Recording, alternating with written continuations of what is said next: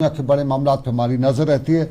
आज हमारी नज़र दुनिया कुछ बड़े मामले के साथ है जो आपके साथ, सबके साथ, दुनियाई अक़वाम आलम के साथ जुड़ा हुआ है, और यह है ईरान और इसराइल की जंग। और दूसरे हफ्ते में भी इसराइल और ईरान की जंग अब जारी हो चुकी है, दाखिल हो चुकी है।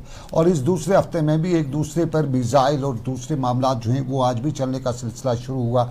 आज भी ईरान की तरफ से सुबह सुबह ये खबरें आई कि तल अवीव के साथ साथ इसराइल के दूसरे शहरों को निशाना बनाया गया, और आज फौजी ठिकानों के साथ साथ जो इसराइल का फ़िज़ाई कमांड एंड कंट्रोल मरकज़ है उसको भी निशाना बनाया गया।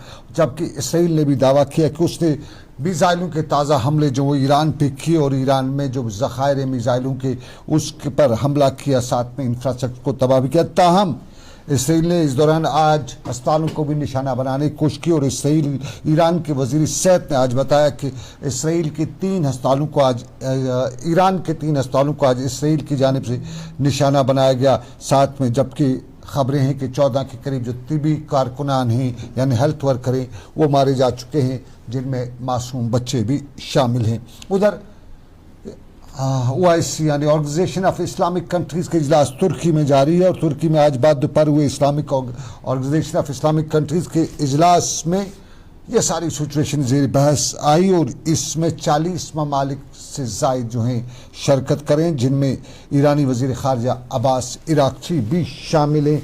2 दिन तक ये इजलास जारी रहेगा, और यहाँ पे गाज़ा से लेके इसराइल फ़लस्तीन तक और फ़लस्तीन के गाज़ा से लेके ईरान तक इन सभी मामलात पर बहस की जाएगी। ख़ुसूसी सेशन भी मुनक़्क़िद किया जाएगी।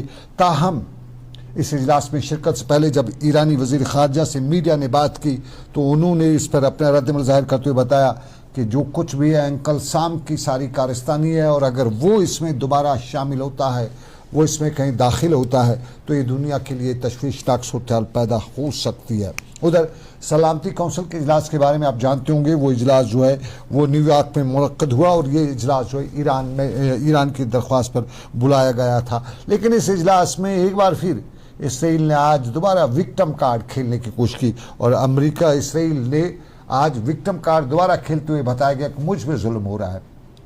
मास डिस्ट्रक्शन के वेपन आपको इराक की याद है ना, वो नहीं निकले थे। वही बात आज इसराइल दोबारा कहता रहता कि ये एटम बम है जी, एटम बम है, एटम बम का शूशा उड़ा रहा था। तमाम आज चीन और रूस ने पूरे दांत खट्टे किए, और चीन और रूस जहाँ एक तरफ खुलकर आज ईरान की हिमायत में नज़र आई, वहीं अमेरिका इसराइल की हिमायत में आज यहाँ पर भी नज़र आया। और आज ईरानी सफ़ीर ने इसराइल को दहशतगर्द करार देने की मांग की, और बताया कि इसके इत्तेहादियों की जानिब से जो जारियत को जावाज़ फराहम किया जा रहा है वो दुनिया में एक बड़े ख़तरे की अलामत भी है। और इसराइल के बारे में आज बाज़ाब्ता तौर पे जो अक़वाम मुत्तहिदा के सलामती कौंसिल का इजलास है, जिसमें वाज़ह किया गया कि इसराइल एक ऐसी कौम, ऐसा मुल्क है जो निहत्तों पे हमला करता है, मासूम बच्चों को नहीं बख्शता है, अस्पतालों पे मिसाइल चलाता है, और दुनिया की या यूँ कहीं सलामती के लिए ख़तरा है।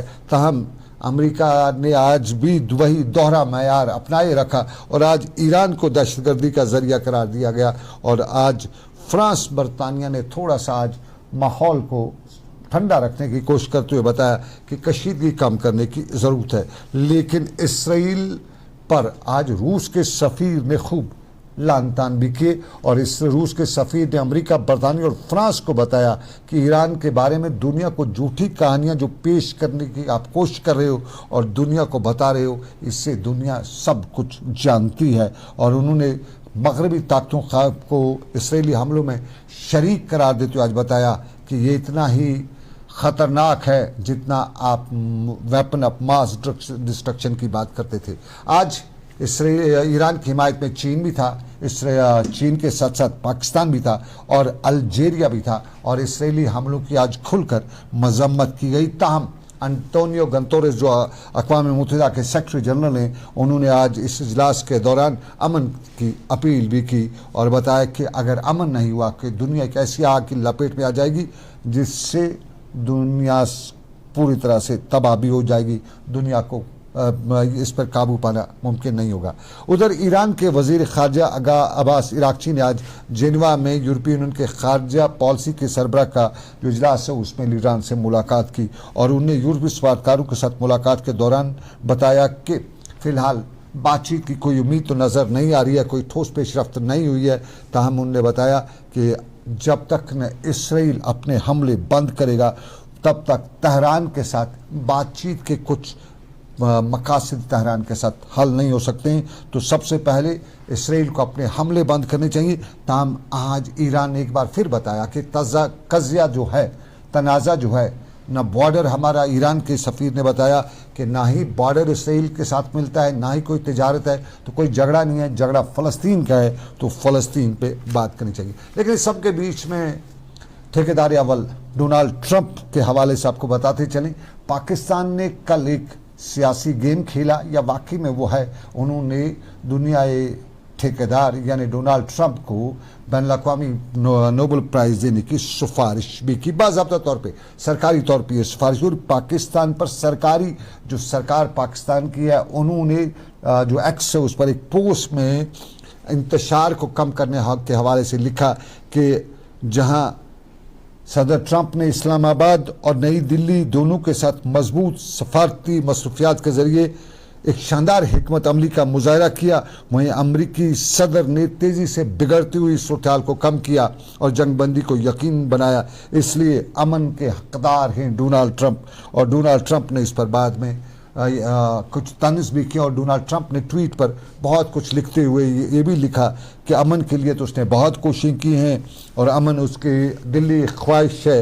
उन्होंने बताया कि कई महाजों पर दुनिया में जंगें रोकी हैं और नोबेल प्राइज़ का मैं मुस्तहक हूँ या नहीं दिया जाएगा। उन्होंने इस तरह से कहा, यूँ लग रहा था वो तंज कर रहे हैं। और उन्होंने अपने पोस्ट पर लिखा कि कांगो हो या रुवांडा हो, महादा मैंने कराया, अमन का नोबेल इनाम नहीं मिला। हिंदुस्तान और पाकिस्तान के दरमियान जंग मैंने रुकाई, अमन की बात होती है। सर्बिया कोसोवो के दरमियान एक लंबा ट्वीट उन्हें लिखा, लेकिन उन्होंने कहा कि लोग जानते हैं कि मेरे लिए ये कोई अहमियत नहीं रखता है। ये दुनिया का सबसे बड़ा हाल अहवाल, और इस हाल अहवाल में दुनिया एक उस मुसीबत से शायद आपकी